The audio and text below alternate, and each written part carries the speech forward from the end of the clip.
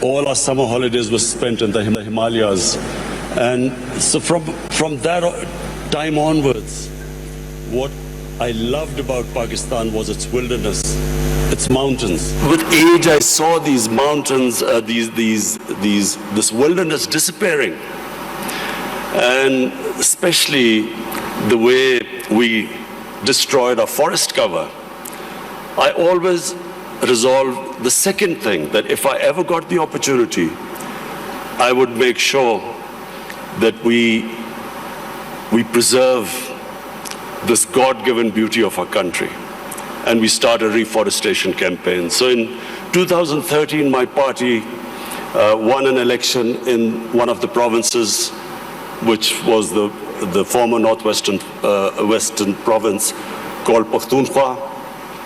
And that's when we started one of the most ambitious campaigns to plant 1 billion trees in 4 years. And against all odds, we did it. No one expected it to happen, but we involved the local communities. We first made them understand how important trees were for the future. We made the people understand that Pakistan was very vulnerable to climate change. And we appealed to the people. We involved women in the mountainous areas to grow nurseries. And it became one of the most successful campaigns in our country's history of forestation. So we planted 1 billion trees. So when I became the Prime Minister, I resolved that we would plant 10 billion trees in Pakistan in the next 4 years. And 10 billion Pakistan in the next 4 years. And this is now our objective. The experience we learned from the KP province, we are now using that experience to grow these nurseries, involve local communities, especially involve women, because they were very good in planting, developing and planting nurseries. It's important for us to grow trees for two reasons. One, as I mentioned, that Pakistan is vulnerable to global warming. Secondly, in our cities, pollution has become a silent killer. So unfortunately, there was no plan before, and our cities got very polluted, specifically Lahore, which had the pollution levels like Delhi in India, rose high because for some reason our planners removed 70% of the tree cover of Lahore in the last 10 years. Apart from the environmental aspect now, the third thing I realized, that you cannot make your economy grow unless and until there is peace and stability. Pakistan in the 80s became part of what was the Afghan Jihad. Pakistan became allied with the US to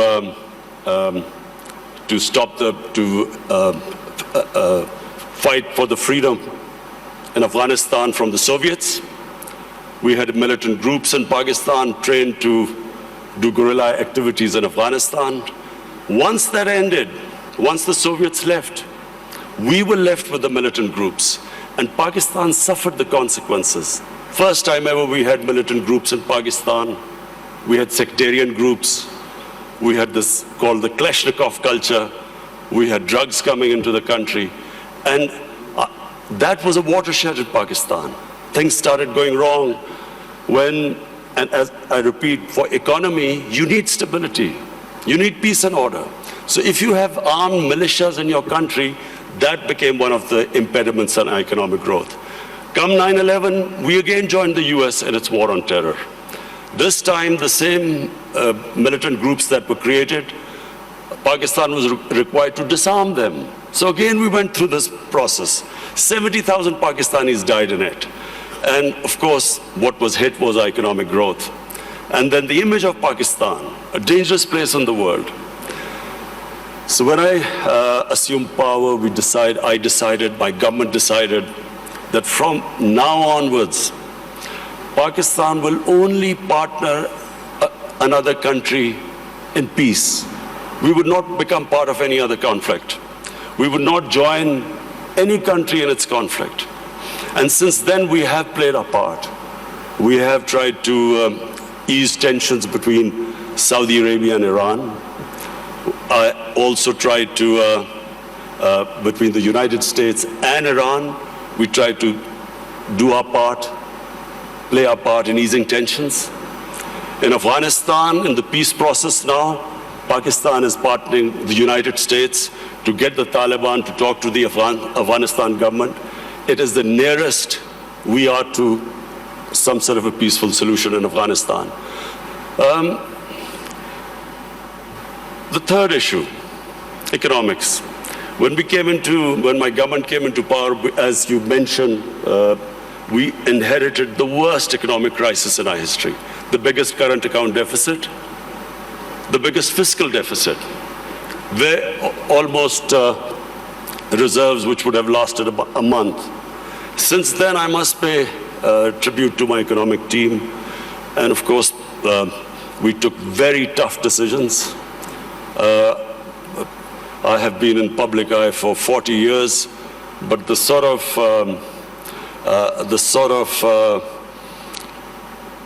public attitude I have to face in the last 1 year, I've never faced in my life because of all these tough economic decisions we've taken. People are hurting. Naturally, when you do stabilization, you squeeze the economy, people hurt. But we have gone through this very tough period. And mercifully, our economy stabilized. The rupee that was falling, it's now, in fact, in the last few months, it's gained a bit. Our stock market has gone up. Investment in Pakistan year to year has gone up by 200%. So things are we are in the right direction, although I have to say we still have a lot of hard work to do. This year now, we are looking towards economic growth. The idea is now so that we provide employment, bring in investment in Pakistan, create the conditions.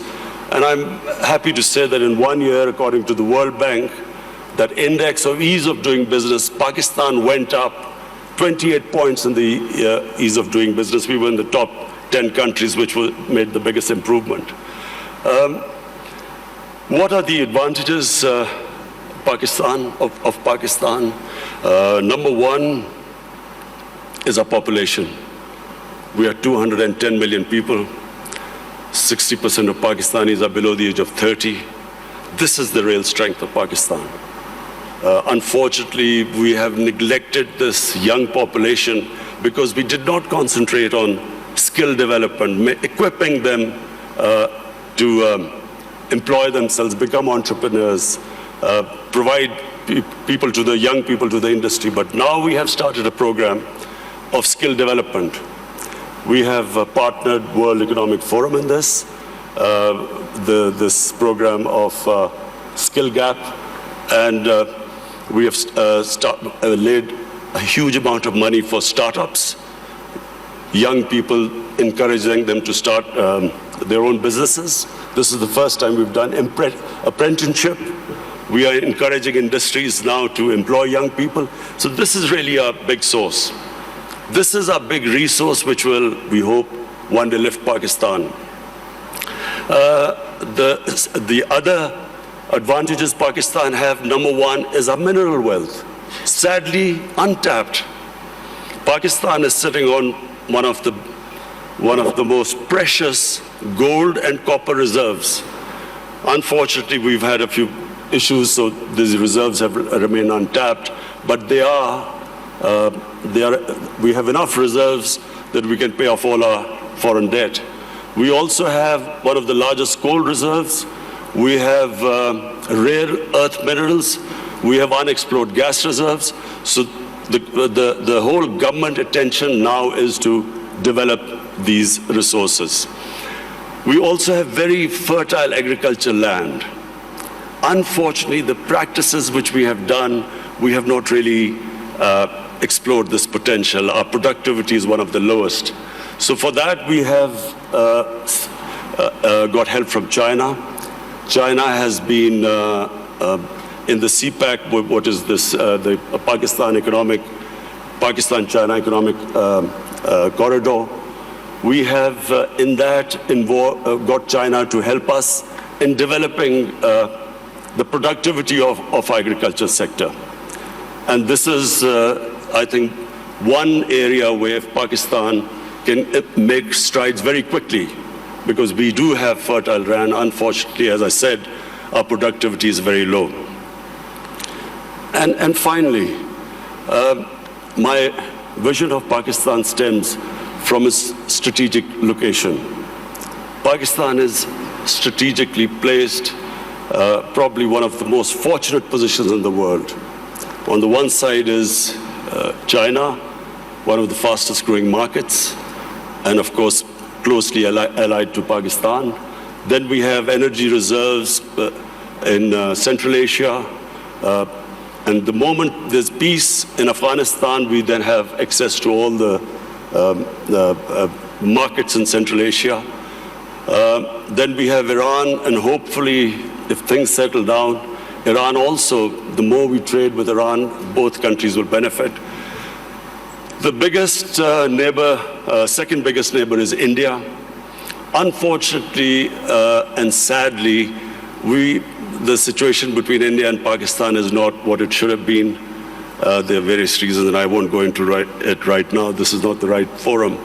But the moment Pakistan and Indian relationship becomes normal, trade starts between the two countries, then one can imagine the location, the strategic location of Pakistan with China on one side, India on one side, and then countries with excess energy on the western side. I am someone who believes that in Pakistan, the moment we get our governance right, that is the real issue. Sadly, our governance, in the past 30 years, the way our governance deteriorated, that was one of the biggest reasons that we have not been able to fulfill our potential as a country. The country has tremendous resources, young population, strategic located.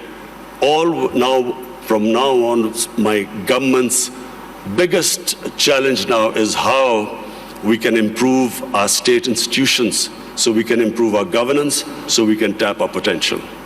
Thank you. Davos में वज़ीर आज़म Imran Khan World Economic Forum session से खिताब कर रहे थे। उनका ये कहना था कि पाकिस्तान खित्ते में अमन चाहता है। उन्होंने मज़ीद कहा कि हम सिर्फ अमन के ख्वाहा ममालिक के शराकतदार होंगे, हम किसी भी जंग का हिस्सा नहीं बनेंगे। दहशत गर्दी के खिलाफ जंग में 70,000 पाकिस्तानियों ने कुर्बानियाँ दी। ख्वाहिश थी कि मुल्क को फलाही रियासत बनाऊँ, ऐसा कहना था वज़ीर आज़म इमरान खान का। उनका ये कहना था कि दहशत गर्दों की वजह से पाकिस्तान को बहुत सी मुश्किलात का सामना रहा। Investments to Pakistan increased with 70%. I guess this is